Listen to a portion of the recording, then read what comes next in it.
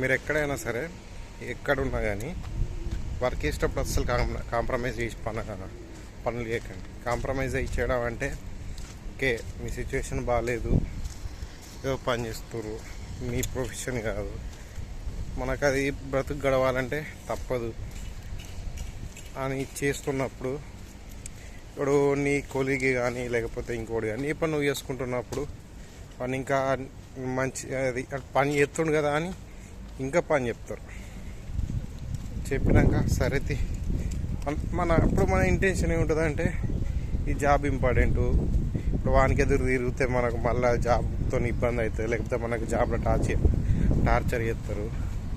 ఎలా ఉంటుందంటే వాడు చాలా ఏళ్ళ నుంచి అదే కంపెనీలో చేసి ఉండి నువ్వు కొత్తగా వచ్చి ఉంటావు. అప్పుడు వాళ్ళు ఏం చెప్తారు, వాడు చెప్పింది చేయాలి, చేసుకుంటూ పోతే ఏమవుతుంది, వీడు చెప్పింది చెప్తుండు కదా వాడు ఉన్న వర్క్ అంతా వీనికి చెప్తారు అన్నట్టుగా ఇట్లా అట్లా. ఇప్పుడు వానికి ఏమవుతుంది అంటే ఇప్పుడు పని చెప్పే రైట్ వీనికి ఉంటుంది కాబట్టి వాని పైన ఉన్నవాడు కూడా మేనేజర్ అయినా ఇంకెవడైనా వాడు కూడా చెప్పి అనే చెప్తాడు, కానీ కూర్చొని పెట్టి ఉంచనే వాడు చెప్పాడు. ఇప్పుడు వీనికి ఏమవుతుంది, వాడు చేసే పని కూడా వీనికి చెప్తాడు. అప్పుడు వీనికి కొన్ని రోజులు చేసి మనం ఇడిగే వచ్చినాము, కష్టపడాలి, ఏదో ఒకటి చేయాలి, వాళ్ళ పుట్టేందుకు ఎవరికే మనకి ఇన్ని ప్రాబ్లమ్స్ ఉన్నాయి ఏదో ఒకటి చెప్పింది చేస్తూనే ఉంటాం.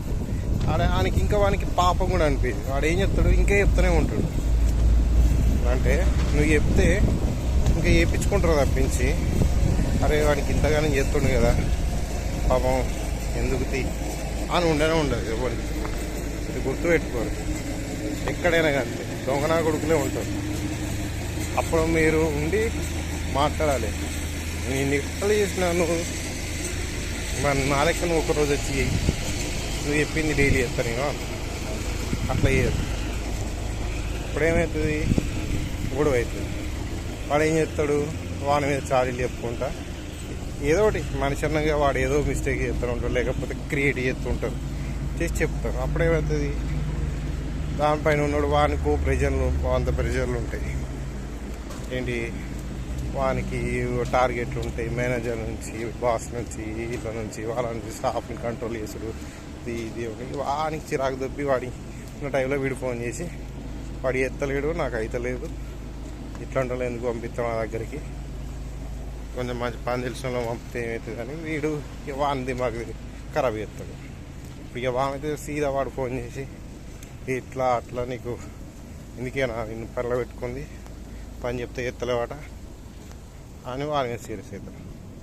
ఇక వాని దరిద్రానికి వాడు ఏం చేస్తాడు, వాడు ఏం చేయలేడు.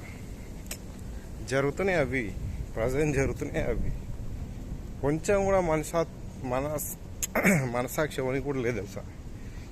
వాడు ఏస్తే వాడు పానం పోయేదాకా చేసినా కూడా చేయించుకుంటారు తెలుసా. అరే వాడు పాపం వాడు పొద్దుంచి ఎత్తుండు కదా, కొన్ని మనం పోయి కొంచెం హెల్ప్ చేద్దామా, లేకపోతే వాడికి కొంచెం రెస్ట్ ఇద్దామని ఇవ్వనికి ఉండదు.